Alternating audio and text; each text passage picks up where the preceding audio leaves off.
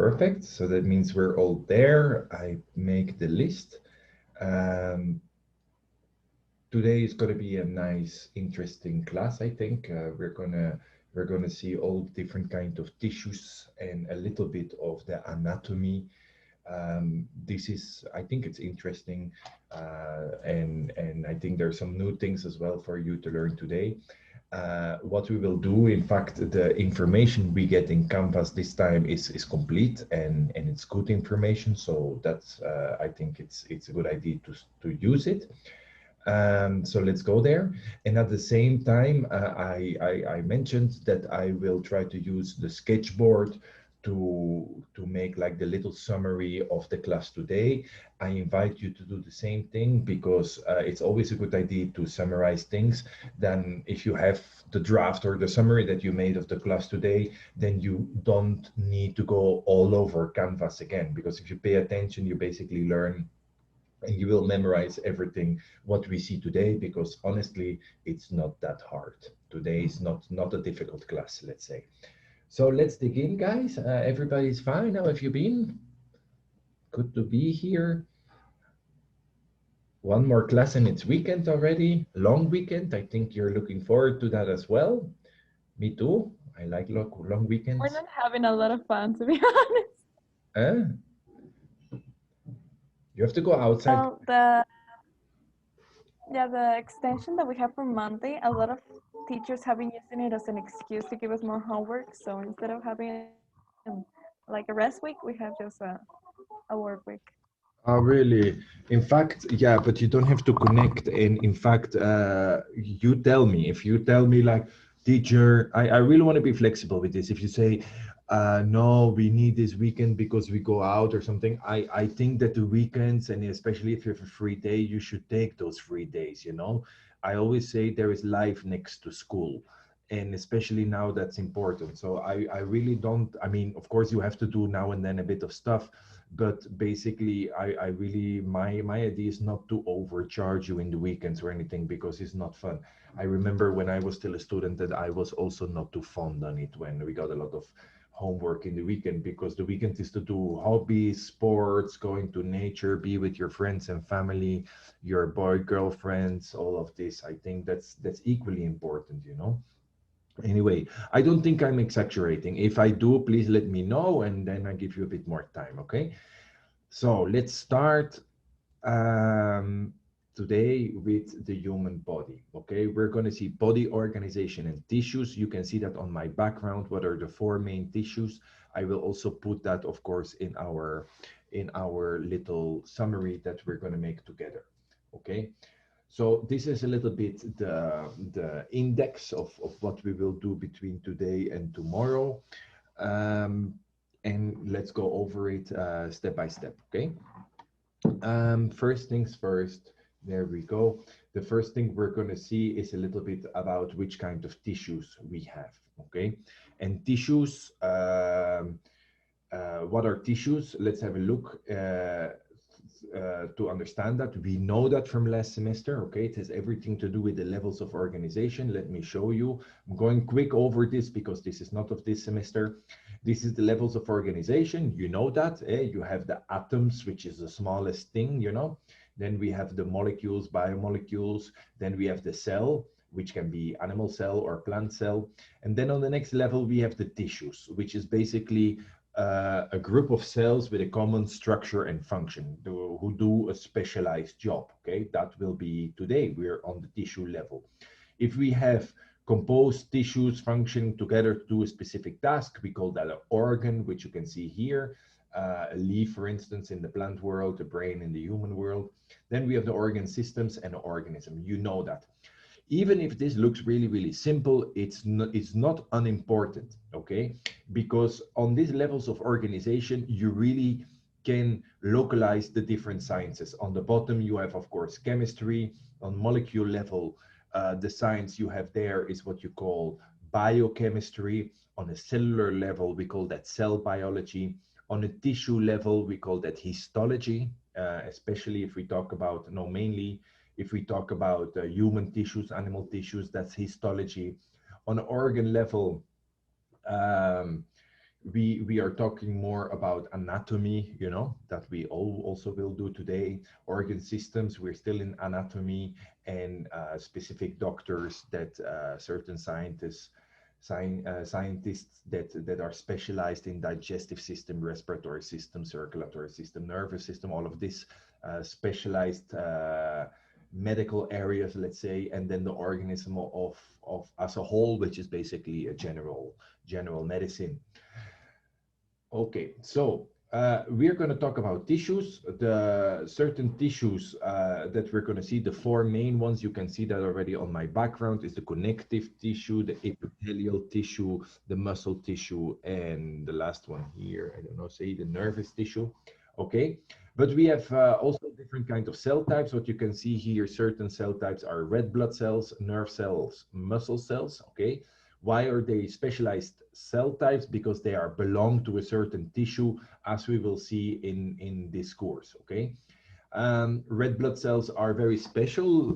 It's in fact one of the only cells in our body that have something special. What do they have? What other cells do not have, or better the reverse? What do red blood cells or erythrocytes do not have and other cells? Yes? Do you know? A nucleus? Yeah, very good, Gretel. Red blood cells, they don't have a nucleus, which means that they don't have DNA. So it means that out of red blood cells, you don't have DNA. Why not? Because they had to sacrifice their nucleus because they have a very important protein, which we call hemoglobin. And this protein is quite large, so they had to sacrifice the nucleus in order to have this very specialized function, which is capturing oxygen thanks to the protein hemoglobin. And hemoglobin has a very special metal in its center core, which you all know. Which one is that? I guess you all know. What's the metal in hemoglobin? And it's really the key component of it's in fact the thing that captures oxygen. Which metal is it that we find in our blood? Iron. Yeah, very good, Gael. It's iron. So we're also going to have a look at nerve cells, muscle cells as we continue. But before that, we talk about the tissues. Okay. So to start talking about the tissues, I want to make like the summary of the class with you guys together, and that's why I have this sketchboard. And I'm not the best at sharing screens. It's always confusing. But it works. I'm just have to switch now and then. So I invite you to do the same thing, okay? So what we have is basically here the types of tissues. So if you take this, you can make the first thing, the types of tissues. That's what we're going to talk about right now. And then yeah, we can divide our our tissues that we're going to see today are four big groups. Okay, I do this with you together because I really think that you should learn to make your own summaries, because basically it takes a little bit of time during the class, but on the very end what you have is like one document that you made yourself, and it's important that you make it yourself, because then it means that you understand what we did, and it helps you memorizing what we have done today. So it's very useful indeed. So the first tissue we have, what's the first tissue? You can see it on my background. What is it? How do we call that? Anybody? Connective tissue. Yeah, okay. Connective. Connective tissue. Very good. Tissue. Second one. What's our second big group of tissue? Guys, you just have to see to The muscle tissue? Sorry? The muscle tissue? Yeah, could be muscle tissue. Good one. I'm gonna write it. Okay, then we have a third type. Julieta, what is the third type? Just look at my face and you can see it behind me. Yes, I'm trying to. Sorry? I can see that. You cannot see it like this? Epithelial tissue. Epithelial tissue. Yeah, very good. Epithelial tissue.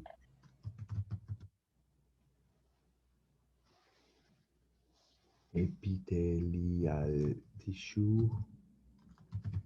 Okay, there we go. That's our third one. And the last one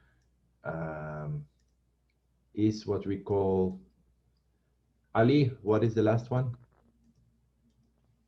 I think it's nervous tissue. Yeah, very good. It's nervous tissue.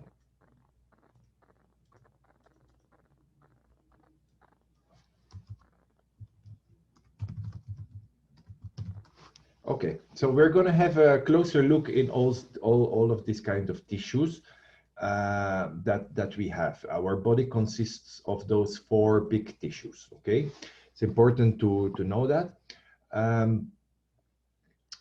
Okay, I stop sharing. That's what we have for the moment. I go back to my canvas.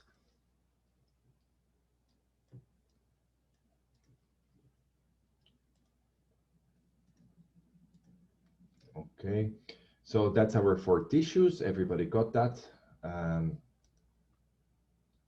So our tissues, okay? Here you can see them on the different levels. You can even click on them if you want to know. Okay, and the first one we're going to talk about in this one is the epithelial tissue, okay? Guys, what is epithelial tissue? Who can give me some examples of that? I'm going back to Sketchboard. I want to do this with you together. So what is epithelial tissue, guys?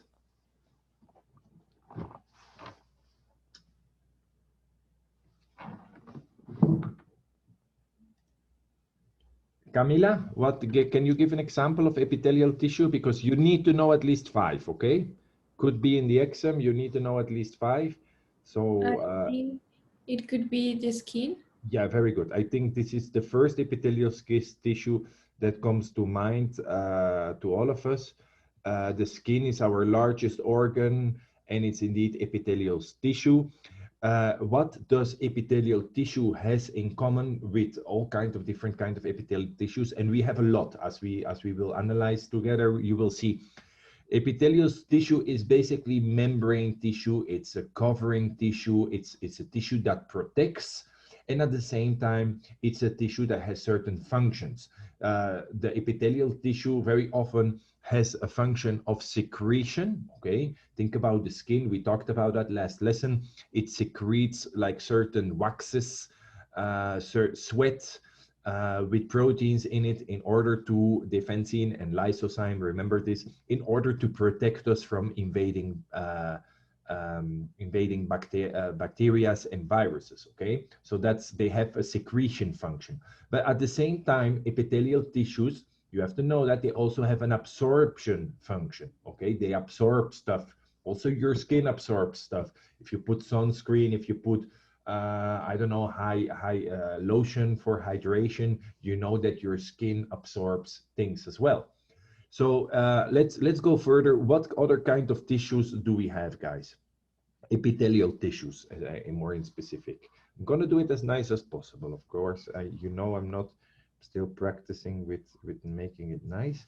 So number 2, I want at least 5, okay? And we have way more than 5, but I want you to be able to identify 5 different kinds of epithelial tissues, and we already talked about skin. So Isabella Ann, what do you think? What is also epithelial tissue? We have a lot of them.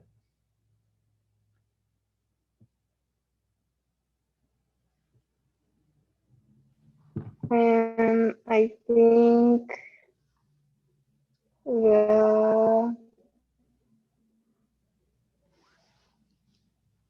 Sorry? Like the thing that protects our organs. Yeah, for sure. Yeah, every organ. The thing that protects our organs. Yeah, you're right. Like the squamous. Yeah. Organs, I can write that down. Every organ has some kind of epithelial issue around it to protect ourselves, okay? On the inside and on the outside. Think about the stomach, for instance. I can give that as an example. The epithelial tissue on the stomach, on the inside, is a very specialized tissue that is able to produce acid, but also around our liver, we have epithelial issue. Around our lungs, we have epithelial issue. Around our heart, so all kinds of membranes. Perfect. Arturo, what else do you think? Of what? What kind of epithelial issue exists? So we have skin, we have around the organs. Where else do we have epithelial issues? Tissues, not issues.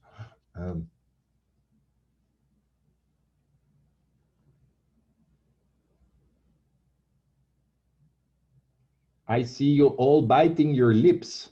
Your lips is epithelial tissue. It's not the same as skin because they're pink and they're red, and the lips are more sensitive than the skin, but it's a different kind of epithelial tissue. So that's another example. So think like this. What else could it be, Arturo? Okay, I already put 6 lips, okay? Like a muscle? No. Muscle is not. Muscle is muscle tissue. It's not epithelial tissue. However, they do have membranes around it, which can be considered epithelial tissue, but not really.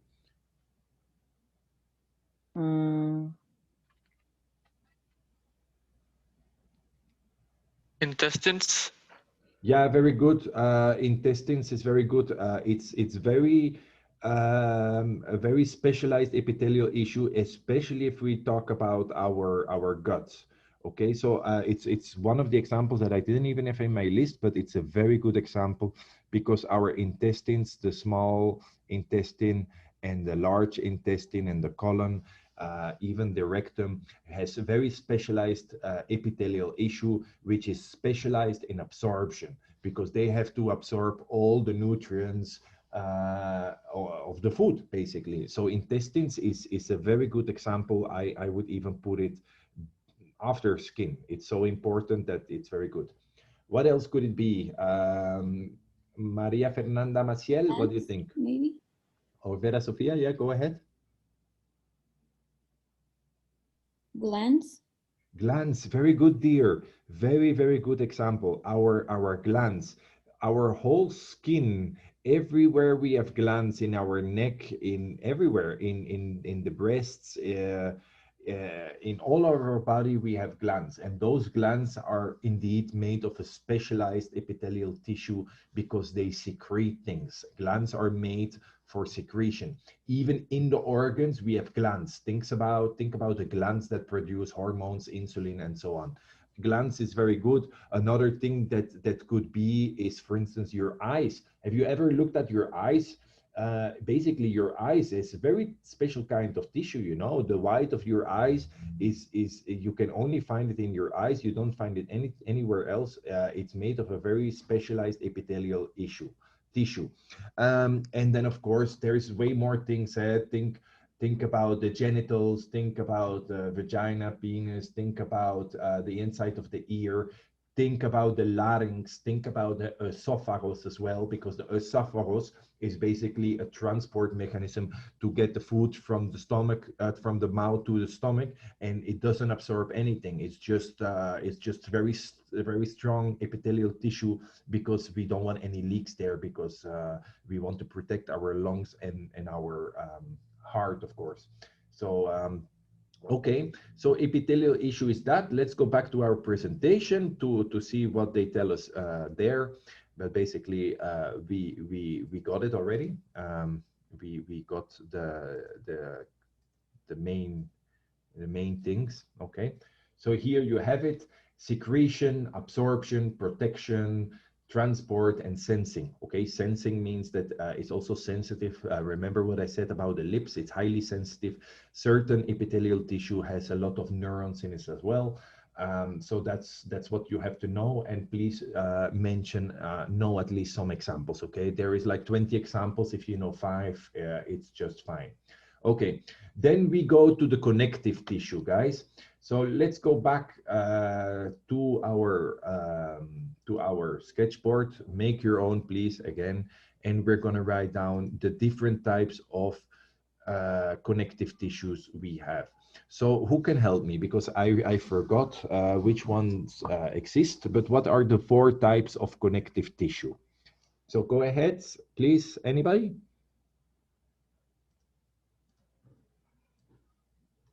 Bones. No, bones is not.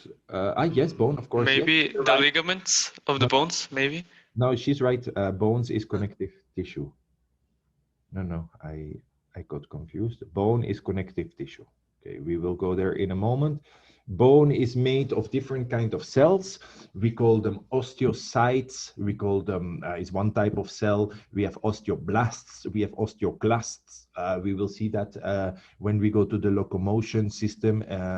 We will see how bone works. What you have to know about bone is that it's not dead, okay? It's not just a piece of stone or a piece of hard material in your body. Bone is very much alive. It needs blood. It needs nutrients. It grows. It can become smaller and stuff. So bone is something complex, in fact. But we will see how bone works in more detail when we get to bones. So second connective tissue is? Can it be blood? Yeah, very good, Arturo. Blood is a connective tissue, and I'm glad you mentioned it because it's something that maybe might come as a surprise that you don't know blood as a connective tissue because it doesn't really isn't really attached to anything. But on the other hand, blood is everywhere in your body, and every cell of your body needs blood because it's blood that brings the nutrients, it's blood that brings the oxygen, that removes the carbon dioxide and the waste products. So blood is a connective tissue in the sense that it's just everywhere, connecting all the cells because it's just spread out everywhere. And blood, guys, we're going to study blood into more detail when we come to the circulatory system. But blood is something really complex.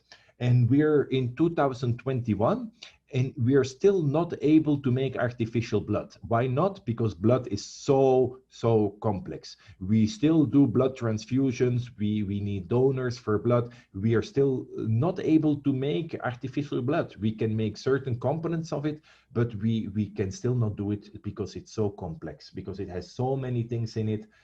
It has so many different kinds of cells, so many different kinds of enzymes, proteins and stuff, that it's not something that you can just recreate in the lab. Moreover, you can have good blood and you can have bad blood. Yeah, and it really depends on what you eat, how healthy your blood is. And people talk very little about this, but it's important to have healthy blood. Healthy blood means that it has a good amount of oxygen. You can measure that. We have tools for that. It has a good amount of nutrients in it. And of course, it doesn't have too much fat in it, okay? Because if you have very fat blood, which you get when you eat a lot of saturated fats, then of course, you're gonna damage your circulatory system. But we'll get there as well when we get there to the circulatory system to see how dangerous this all is. Okay, so I'm still missing two connective tissues. What would be number 3? Ligaments or cartilage or something like Yeah, very good, dear. We call this cartilage. Okay, cartilage is other connective tissue. Cartilage is basically the connective tissue that you find between bones, mainly. I mean, I wrote it wrong. Yeah, I should not talk and write at the same time. Cartilage. It's the tissue you find between bones, and it's important. Teacher, Yes, dear? Yes? Go ahead, Luna. are you sharing your screen? Because I can't see it. I'm not sharing. Thanks for telling me, because I thought I was sharing. Can you see it now?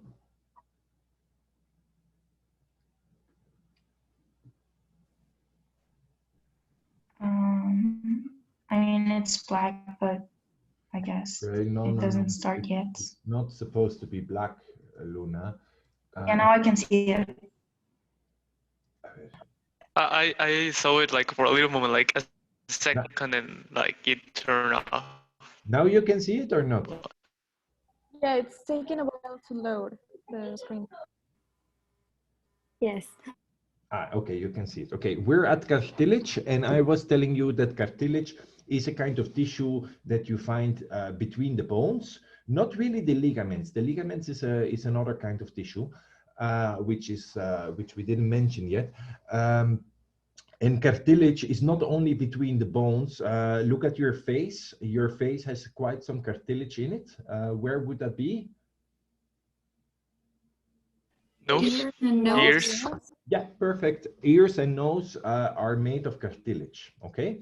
Also, your rib cage is made of cartilage, and cartilage has the interesting function that it's flexible.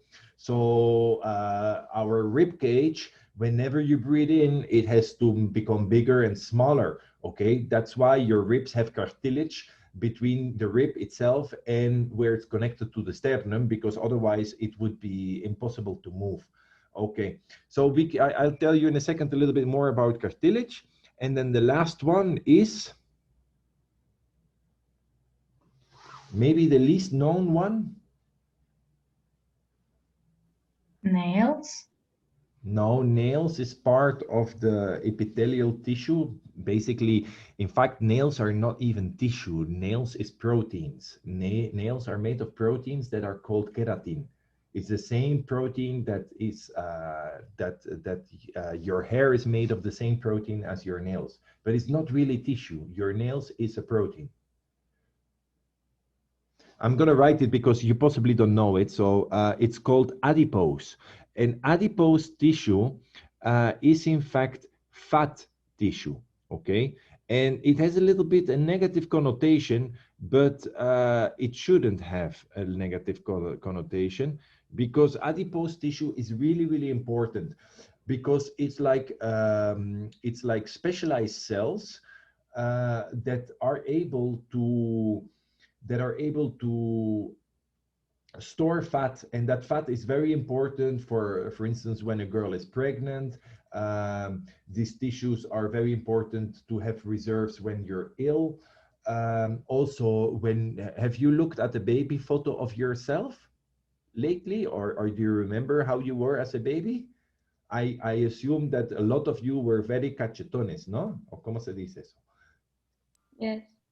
I was also a bit cachetón, and that's because my tissue had more adipose tissue because it was storing more fat. And especially in babies, they're a little bit chubby because the adipose tissue is better developed, and this is necessary because the baby is growing and it doesn't have a fully developed digestive and immune system yet, so the baby needs reserves. And that adipose tissue is basically storing energy in the form of fat for later use. Okay, all animals do that. Bears have that, fish have that. So adipose is very important as well.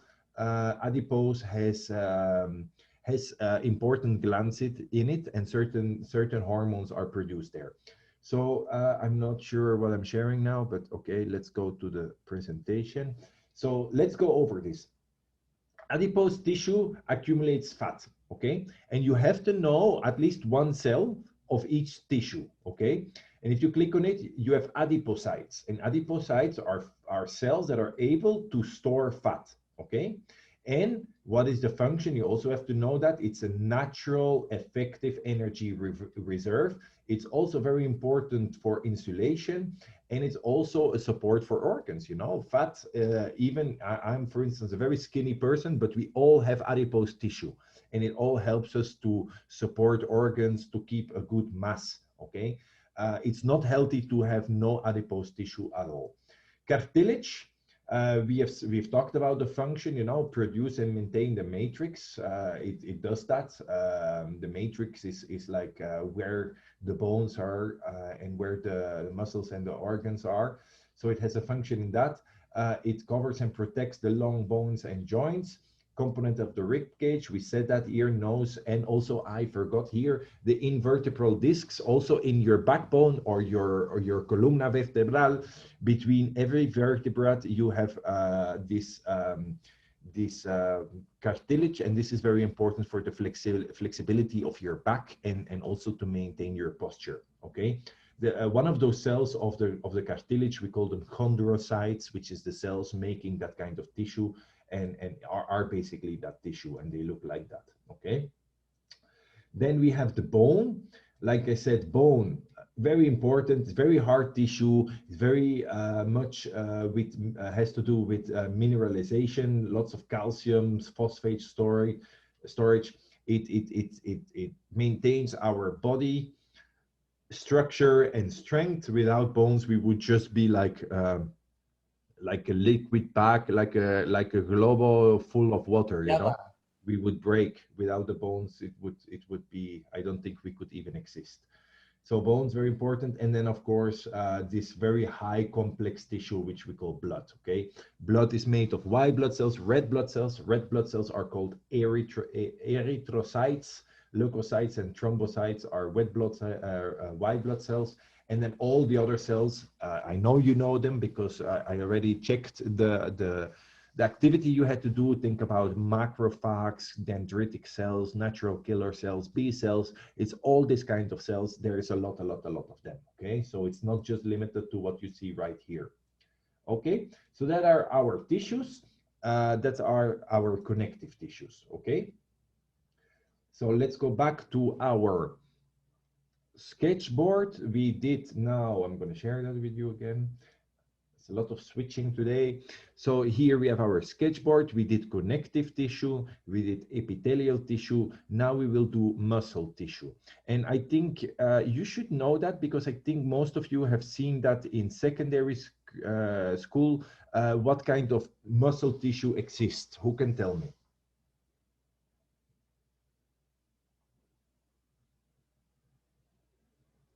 Kael, I haven't heard you yet. We have 3 types of muscle tissue. Can you help me telling me which ones they are? Yes. The types of muscle tissue, right? Yeah, just tell me. Okay, maybe our heart has one. Yeah, very good. We call that cardiac muscle tissue or heart muscle tissue. Cardiac or heart. This is it's without.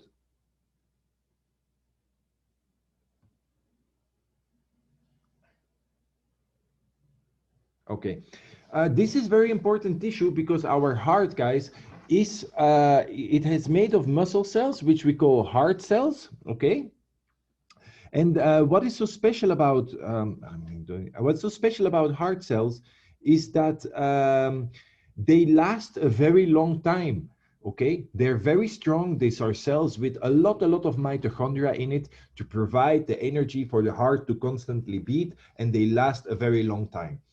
The only the disunfortunate thing about, or the bad thing about heart cells is that once they're damaged, they don't regenerate that easy anymore. So they last a long time, but once you start destroying them, then there is often no way back. And how do you destroy your heart cells or your cardiac muscle cells? You destroy them by eating a lot of saturated fats. You destroy them by smoking, by drinking a lot of alcohol. You know the story, right? So it's important to have a healthy heart and to keep your heart muscle in a good shape, because otherwise you're going to have problems sooner or later. And whenever the heart cells start dying off, you get like heart attacks, and this is irreversible. People that suffer from this usually have issues for the rest of their lives. What is our second type of muscle cell? The kind of muscle cell that you all know, it's everywhere. I recall the skeletal muscle. Yes, very good, Amelia. It's called skeletal muscle cells. And skeletal muscle cells, skeletal, is the kind of muscle you have everywhere, in your arms, in your neck, in your legs. It's basically the kind of muscle that that makes you move. What is interesting about this muscle is that it does regenerate. It can break down, but it can also you can also make them bigger. You all know that if you go to the gym, your skeletal muscles can become bigger. Another interesting fact of skeletal muscle is that whenever you're in stress, for instance, you're not eating for several weeks, what your body will do, it will start destroying skeletal muscle cells. Not really destroying, but it will degrade the muscle cells in order to provide energy for the body. And we know that because if you're in a long time with hunger, people get very, very skinny. And that's not just because they don't have fat anymore. It's also because they lose muscle mass. And this muscle mass is lost in order to give the energy and the nutrients and the amino acids that are recovered from that skeletal muscle to benefit the more vital parts of the body, like heart, lungs, and brain. Okay. And then the last one is possibly the least known, is what we call Our smooth muscle. Yes, well done, Maria Fernanda. It's called smooth muscle. What is smooth muscle? It's really something different than skeletal muscle. Smooth muscle is the kind of muscle what we talked about yesterday. It's like the microscopically small muscles that make your hair stand up and that give you goosebumps. Think about the class of yesterday. That's smooth muscle. Also, smooth muscle is the kind of muscle you have around your arteries that regulate blood pressure. Smooth muscle is the kind of muscle that you have in your organs to around your glands to secrete certain hormones like insulin around the intestines. You know, the peristalsis movement in order to push the food down through your intestines until they come out in your rectum. All of that is smooth muscle. The typical characteristic of smooth muscle is that you cannot control them. You cannot say smooth muscle contract or smooth muscle stop contracting. No, it doesn't happen. And you girls, especially you girls, you know smooth muscle really well because it can be very painful. And when is it very painful? In that time of the month? In the time of the month, yeah. Whenever you have menstruation, especially when you're young, if you have cólicos or you have cramps in your belly because you have your menstruation, this is caused by the smooth muscles in your uterus that is contracting, and it can be very, very painful. And I don't know how bad is it with you girls, but my wife, I met her when she was 18 and I was 21. I mean, we go a long time together, and really, she suffered so much from this. All the time when she got menstruation, she would be all day like with a lot of pain, and she would need to take a pill. And it improved a little bit, but she still is in pain today whenever she has the menstruation because she suffers a lot from these cólicos, you know, these contractions from the matriz, from the uterus, which can be very, very painful. So it really is genetic. It has to do with your body shape. Certain girls, they suffer way more from it than other ones. I know other girls that just get their menstruation and they don't even notice and they don't feel anything. And other ones, they really, really go through very painful moments. I mean, I cannot even imagine how it must be because we're boys, but it must not be easy for you girls. So I recognize the complexity of this. And then the last tissue we have is nervous tissue. Okay, nervous tissue is usually very white of color. Here it's colored because they color it in order to take the pictures. It's very complex tissue, okay? And it also has a lot of different kind of cells. I'm not gonna give you a lot of examples. The only thing I want you to know is that in fact that the nervous system, we divide it in two big parts, and we will go in a lot of detail when we go to the nervous system. But basically what I want you to know is that the nervous system has two big parts, which is the central nervous system, central nervous system, which we often abbreviate like this. Let me share correctly with you. Yeah, I know. the central nervous system. Central nervous system is brain and spinal column, which has very specialized nervous tissue. It has a lot of white and gray matter. We will see that whenever we get there. It's not too important yet. And then we have, in the second place, we have the other nervous system, which we call the peripheral nervous system, which is all the nerves that you find everywhere else, which is not your brain and your spinal columns. It's in your head, it's in your arms, in your legs, in your belly, everywhere, okay? So basically what you get is like, if you have a muñequito like this, I'm sure that Maria Fernanda can do this way better than me, but it looks like a human. So the central nervous system, let's do that red. So it's basically the brain and the spinal column, which has its own special nervous tissue, okay? And then the peripheral nervous system, which we can put in purplish, it's all the nerves everywhere else that go through the whole body, okay? It's even fun to draw like this. Pity I don't have that much talent yet. Anyway, that's it. So guys, this is a little bit what you have to do for yourself, because the lesson is almost over. Just look at how simple this summary is, and it really contains everything we did today. So if you make your own, what you get is, for the exam, you don't have to go all in Canvas anymore. You just study all of this, and with that you know everything. So that's what you have to learn for yourself. And maybe not now, because we're still in prepa, but whenever you go to university, you will see that you will have so much information that you have to learn to summarize things and make your own version of things, okay? Because otherwise it's going to be too much and you're going to feel overwhelmed, and just it's too much to study all at once. So make those summaries for yourself, okay? Please share. Sorry? Can you please share the sketchboard one for a second, please? The sketch, you mean? Yeah. Okay. Yeah, there were certain students that said, yeah, I didn't make my own.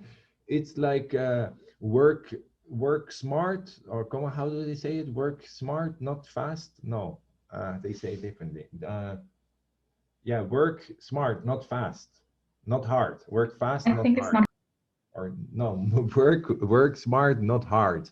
So I mean, if you want to take a copy of this or a screenshot or print it, then you're smart, I guess, and you don't have to work hard. But on the other hand, I don't know if you know it, by writing down yourself, you memorize better. Okay.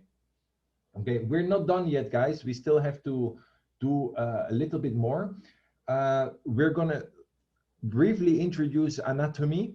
Anatomy is something very simple, but it's important, because if we talk about anatomy, basically we need certain terminology, okay? Because if we don't have terminology, what happens is that that we get confused. You cannot say about the human body up or down or left or right, because it generates confusion. We cannot do that, okay?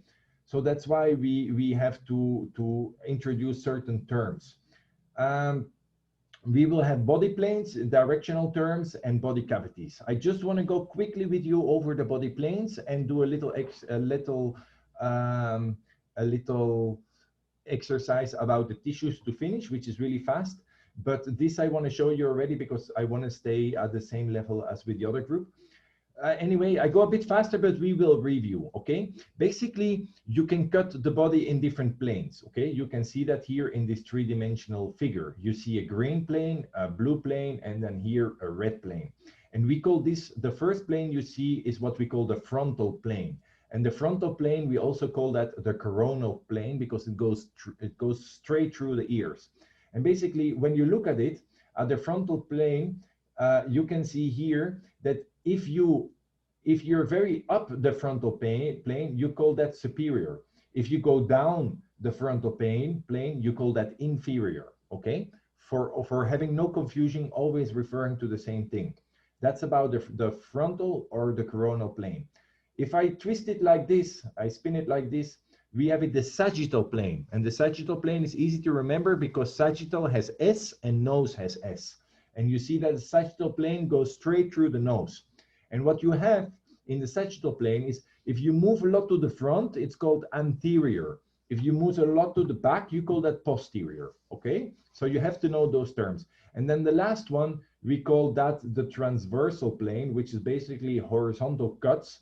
And in this plane, the more you move to the middle, you call that medial. The more you move to the extremities, you call that lateral. But we will come back to this and we will put it into practice. Basically, to give an example, my nose is anterior to my back skull. That's how you talk in anatomical terms, okay? Or for instance, my chest is anterior to my back, okay? Which means it's to the front. If I talk about transversal plane, I can tell my shoulders are lateral to my heart. My heart is in the medial, but my shoulders are lateral to my heart, which means I'm talking in the transversal plane, meaning that my heart, my arms, my hands. So for instance, my hands are more lateral than my shoulders even, okay? And if we talk about the frontal plane, this is what we call superior and inferior, which is very simple. My knees are inferior to my chest and my head is superior to my chest, okay? So there's no confusion. We all know that superior refers direction head and inferior refers direction toes, okay? And then I want to finish with this today. We have here like different microscope pictures, and we're going to do together seeing what kind of tissue it is. So this one, what would it be?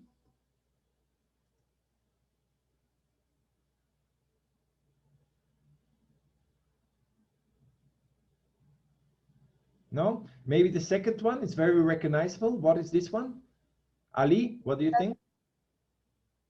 You can tell, Amelia. I always like people. Nervous? Nervous. Yeah, it's without any doubt nervous system, because it has this typical starfish or star-shaped cells. Okay, this one is also a little doubt because what it would be. Muscle? Yes, please. Muscle? Yes, very good, Vera Sofia. You can see the nucleus. You can see it's very red. It has the lines in it. It's typical muscle tissue. This one here, which look like yeah, I don't know, like little snowballs or something. Bone? Adipose? Yeah, this is adipose, because these are typical cells that can grow and that can store fat. They are very big cells and they are full with small droplets of fat. This one, I think, is also little doubt. It's very recognizable. It's very white tissue, lots of minerals. What would that be? Bone? Okay, Julieta, well done. It's definitely bone. Maybe this one is a bit more difficult. This one, what would it be? Cartilage? No, it's not cartilage. It's a kind of tissue that has cells that are densely packed on top of each other. They protect, they can secrete, they can absorb. Epithelium. Epithelium. Yes, very good. This is epithelial tissue. It looks like skin even, or it looks like a certain membrane. So this last one, what will it be? I mean, we have the doubt here. This one, what will it be? Blood? Yeah, it's blood, because you see red blood cells without nucleus, and then you see the blue ones, which are in fact white blood cells. And then this last one is cartilage with the chondrocytes floating around. It can be more dense or less dense. And look, the little raccoon is very happy because we have all the right answers, guys. Good that we did it together, because this might also come in a certain quiz. That's all for today, guys. Wish you a very happy afternoon. If there are no more questions, go and eat. I guess you're hungry, like me. Thanks, teacher. Bye. Bye-bye. Thank you, teacher. Thank you. Bye. Bye-bye. Bye.